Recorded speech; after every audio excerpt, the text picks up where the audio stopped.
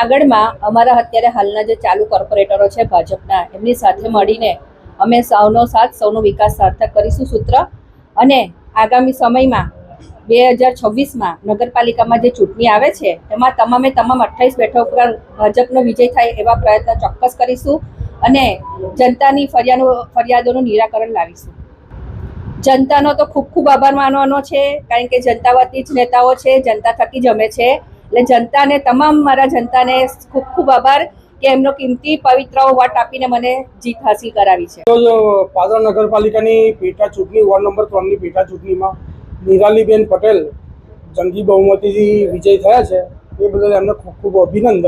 અને ward number 3ની જનતાને દિલથી અમે વોર્ડ નંબર 3ની જનતા દિલથી અમે નમન કરીએ છીએ કે એમને ભારતીય જનતા પાર્ટીના ઉમેદવારને મત આપે.